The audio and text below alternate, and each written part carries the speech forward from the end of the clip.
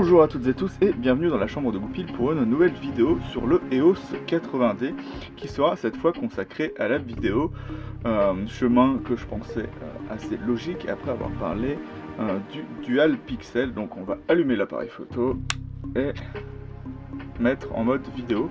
Donc la molette ici vous servira à mettre en mode vidéo en l'abaissant, le Start servant pour l'instant juste à mettre en mode Live View. Si vous mettez le mode vidéo, il se mettra en mode Live View directement. Et là, vous ne pourrez utiliser évidemment que votre Dual Pixel pour faire le focus. Donc par défaut, le Canon EOS 80D est réglé pour que le Dual Pixel marche automatiquement. Je ne sais pas si vous voyez ma main. Ouais, voilà. Et donc ici vous aurez la plupart de vos réglages. Donc ce qu'il faut dire en premier, c'est que le EOS 80D, si vous voulez pouvoir avoir des réglages précis, par exemple utiliser le mode priorité ouverture ou priorité vitesse, ce ne sera pas possible. Là par exemple, je peux mettre en mode manuel, ce qui va être indiqué ici. Je vais peut-être un peu baisser la luminosité pour que vous voyez mieux. Ça va un peu par contre baisser la luminosité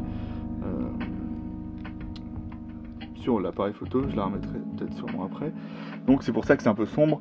Donc si vous voyez là, on voit le mode manuel qui s'affiche. Donc je suis en mode manuel sur ma molette. Mais après quand je me mets en mode AV, il n'indique pas le mode AV, le mode TV il n'indique rien, le mode P non plus. C'est parce que à part le mode manuel, vous serez tout le temps en mode automatique. Donc il n'y a pas moyen de changer ça au final sur le EOS 80D. Donc ce sera pour ceux pouvoir régler leur appareil photo, ce ne sera pas l'appareil photo à utiliser. Par contre, là où c'est très utile, c'est que du coup, lorsque vous ferez du vlog, vous avez pratiquement rien à vous préoccuper. Vous avez juste vos options d'autofocus qu'il faudra régler. Donc là, directement, on aura le mode Q, ce qui vous permettra d'afficher tous les modes qui sont là. Alors le premier, on aura évidemment l'autofocus. Donc le premier mode d'autofocus en vidéo vous indiquera qu'il va faire la mise au point sur la première chose qu'il voit devant lui, donc le plus proche de l'objectif, ou le visage de quelqu'un qui est l'icône du milieu.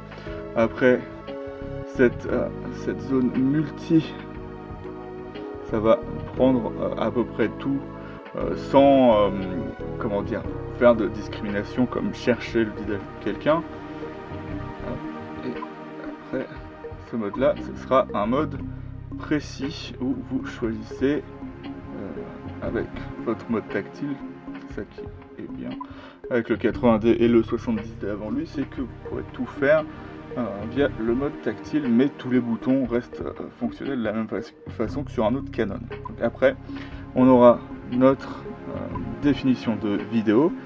Donc on aura le Full HD en 60 images, le Full HD en 29,97. C'est des standards un peu différents lorsque vous arrivez en Europe que ceux des États-Unis. Donc vous verrez que ce ne sera pas forcément la même chose. Donc après, on a une autre version avec comment dire, une compression en troisième position. Ici on aura une autre version en 23,98 images, donc usuellement 23 images par seconde, ou enfin 24, et ici on aura l'HD, donc en mode 720p au lieu d'avoir du 1080, et un mode plus light.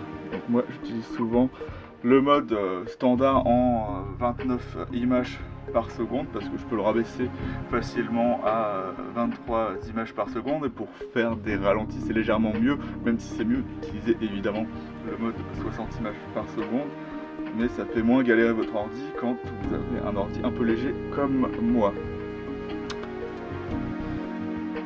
Donc, voilà, on revient ici.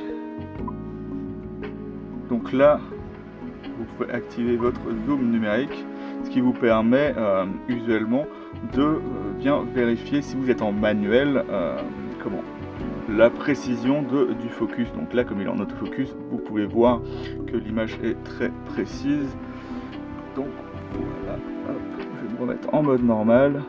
Ici on a le réglage de l'audio, donc vous voyez que je l'ai réglé pour être à 14.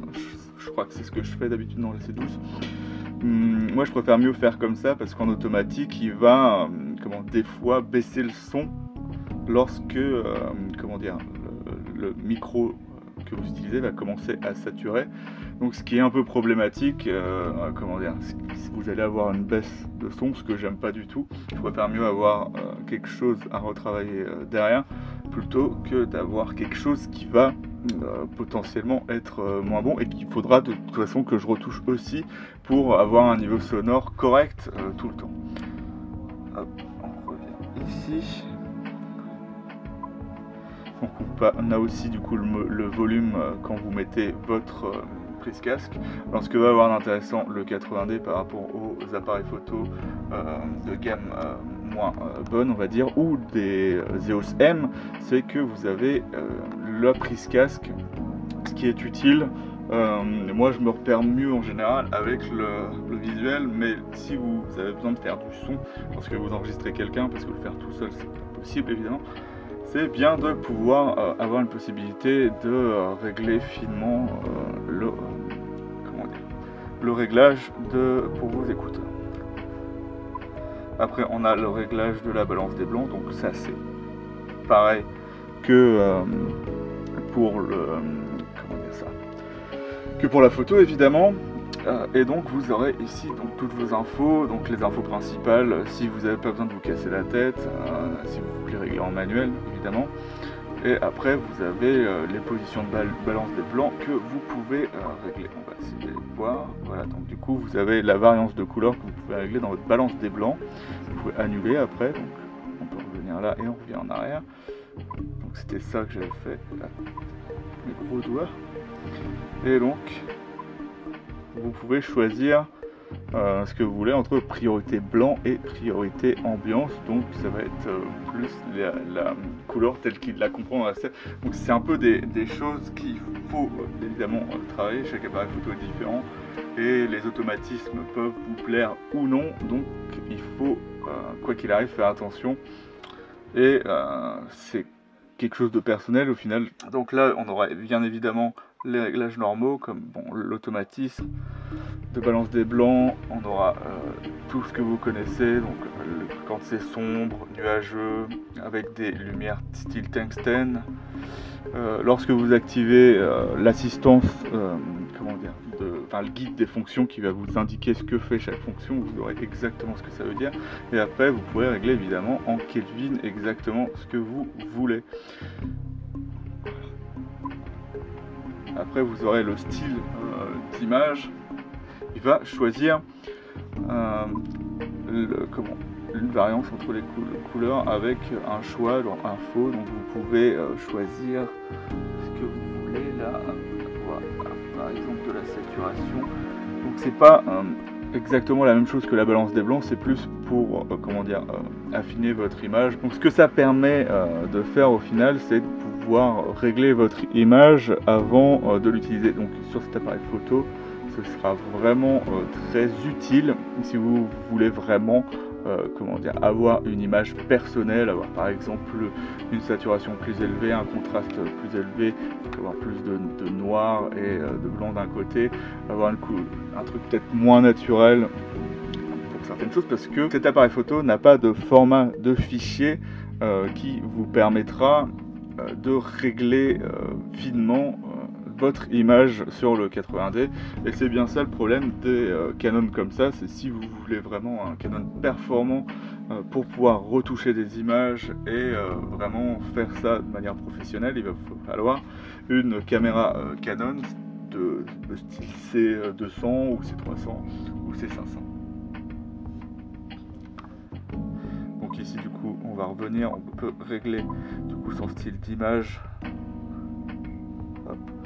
par info et on peut augmenter ou diminuer saturation, contraste, netteté, force. Donc en fait c'est tous les choix que vous auriez dans le logiciel de retouche si vous l'utilisiez en plus des couleurs.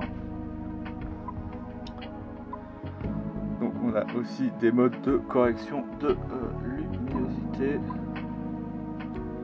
qu'on ne peut pas choisir Donc ça, apparemment, c'est que utilisable en mode manuel. C'est pour du coup utiliser un automatisme en mode manuel qui viendra un peu aider à la manière d'autres automatismes qu'on ne possède pas sur l'appareil photo.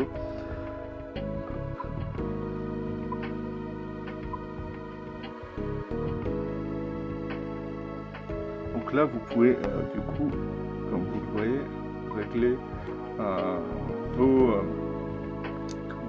instantanés pour pouvoir les assembler ensemble, donc faire une vidéo de 4 secondes, en faire une autre, en faire une autre, en faire une autre, et au final avoir un clip qui sera monté directement et avoir un fichier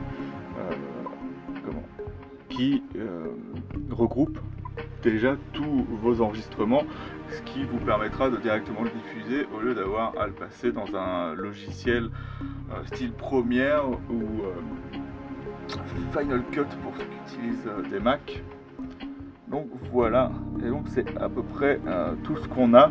Donc je voulais revenir plus en détail sur le format d'image.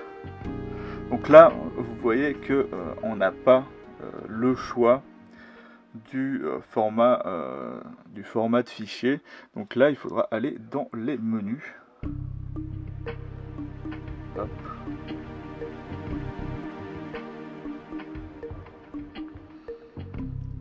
Et donc voilà, c'est ici dans l'enregistrement vidéo.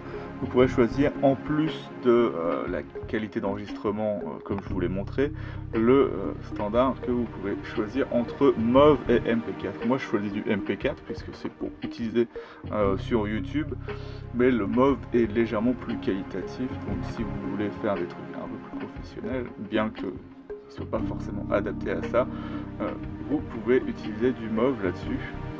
Et donc on a aussi du coup la taille d'enregistrement qu'on avait déjà dans le menu Q. Donc ici, comme vous voyez, c'est le menu Shoot 4. Donc comme vous voyez, il y a marqué Movie, donc c'est bien évidemment le mode vidéo. Donc on aura toutes les infos et du coup plus encore, vu qu'il y a certains réglages qu'on n'avait pas. Donc je vais vérifier. Ça se trouve, ça se règle un peu autrement. Je ne vais pas dire de bêtises.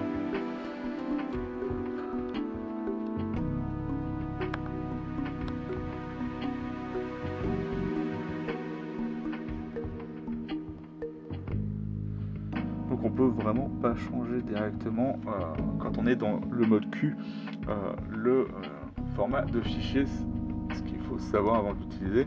Donc c'est bien ici dans les menus, donc faites attention lorsque vous utiliserez ça. Donc après on va avoir ça, ce qui vous permet d'ajuster évidemment, comme c'est marqué, la vitesse de votre cerveau en vidéo. Donc ce que ça va faire, c'est que par exemple si vous avez une personne à filmer qui est en plan fixe mais qui va avoir tendance à un peu bouger et que vous voulez avoir un autofocus plutôt stable, vous allez vous contenter d'une vitesse d'autofocus lente, parce qu'une fois qu'il aura acquis sa cible, il aura du mal à s'en séparer, alors que si vous mettez rapide, ça permet plus facilement de passer d'un objet à l'autre et qu'il se retrouve à focuser plus vite.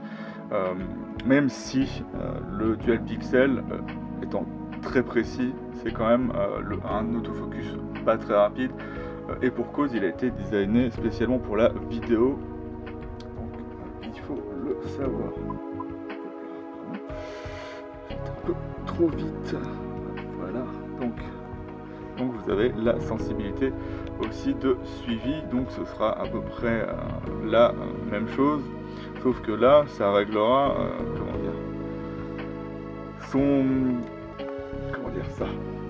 c'est tout ça simplement, c'est vous pouvez le voir exactement là, ça permettra de choisir entre une certaine capacité à réagir vite et le fait de se dire bah non, ce que je filme est fixe, il faut que l'appareil photo se dise pas tiens la personne a bougé, je vais filmer l'arrière-plan.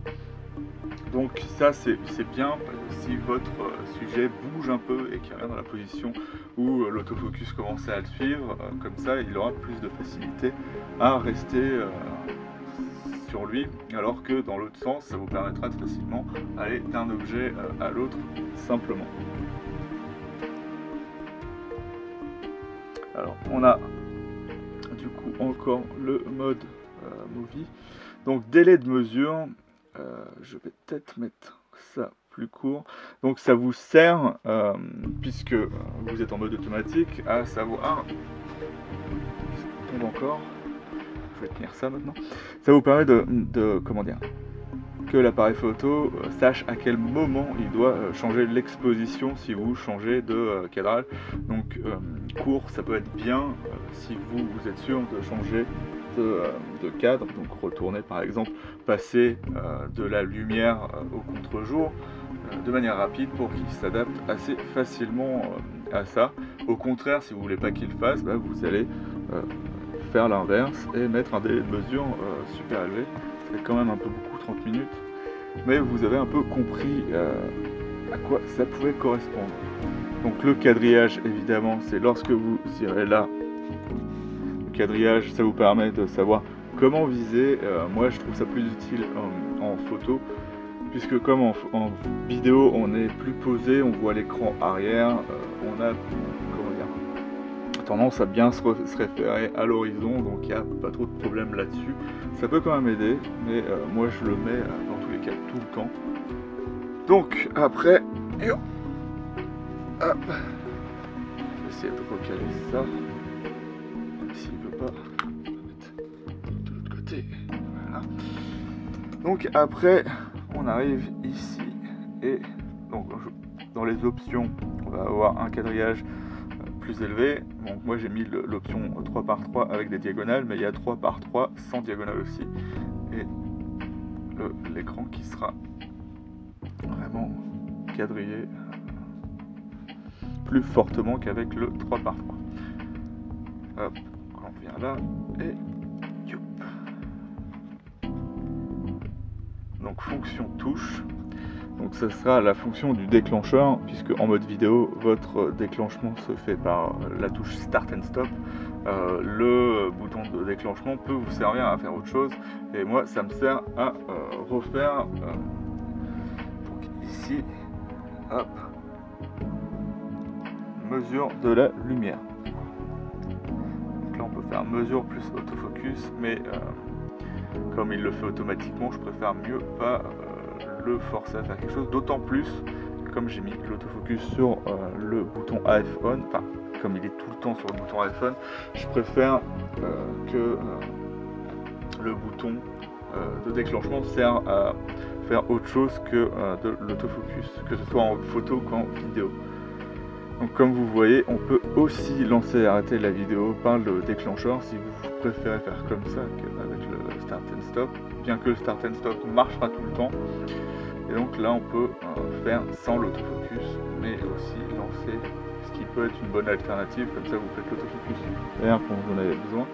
Mais lorsque vous déclenchez et commencez à prendre la vidéo, si vous l'avez mis en automatique, le Dual Pixel fera sa mise au point simplement, et vous n'aurez pas à tout de suite vérifier votre focus, puisque c'est essentiellement ça que ça fait. C'est lorsque vous êtes par exemple en mode collimateur unique, ça vous permettra de bien voir si le Dual Pixel a bien fait son focus. Lorsque vous faites par exemple un panoramique ou vous avez quelque chose de précis à regarder.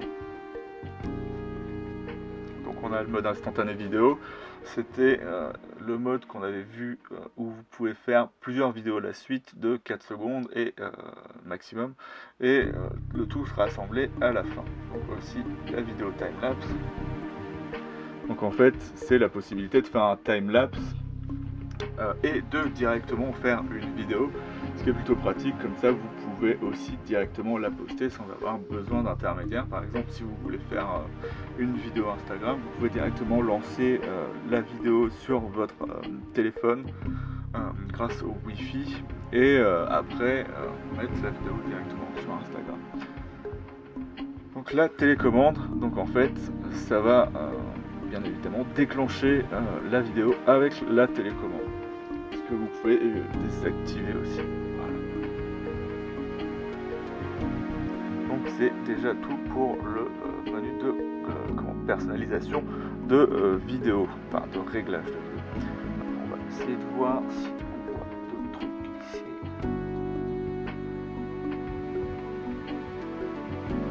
Après tous les autres réglages, comme vous l'avez vu dans une ancienne vidéo, ce sera plus, s'il y a des réglages vidéo, ce sera des réglages d'affinage et plutôt pour savoir ce que vous allez exactement faire. Par exemple, si je mets opération ou autre, ça me permettra d'afficher ce que j'ai déjà mis en vidéo, comme je vous l'avais montré. Donc hop, voilà. Donc là, ce que vous voyez, ce que je vous avais indiqué, c'est que moi, mon déclencheur ne sert pas du tout à faire l'autofocus et l'iPhone sert à la fois à faire une mesure et l'autofocus. Vous pouvez enlever aussi la mesure. D'ailleurs, c'est ce que je devrais faire. Ah non, c'est parce que du coup, et ça qui est chiant, c'est qu'en fait, il est obligé de refaire la mesure en général lorsque vous refaites l'autofocus là-dessus. Donc, ce qu'il faut faire, c'est une parenthèse, pas sur la vidéo, c'est que une fois que vous aurez fait votre iPhone, il faudra, donc vous faites votre focus, par exemple vous utilisez le cerveau, même si vous voulez faire du one shot, c'est à ça que ça peut servir. Vous avez réglé votre focus, vous allez, pour déclencher, vous faites à mi-course à l'endroit où vous voulez exposer et après vous faites la photo. Si vous n'avez pas compris, j'ai déjà fait d'autres vidéos là-dessus. Et donc voilà. Donc, on va voir s'il y avait des choses sur la vidéo. Mais il semble que non. Donc après ici, vous pouvez évidemment personnaliser votre menu. Par exemple là, sur le réglage personnel, vous ajoutez ce que vous voulez par configurer les onglets que vous voulez. Donc ce que je trouve un peu dommage par rapport à Nikon, c'est que vous ne pouvez pas avoir un truc, un menu déroulant avec tout ce que vous voulez, mais du coup on peut voir exactement ce qu'on a, la vidéo, le format, et voilà.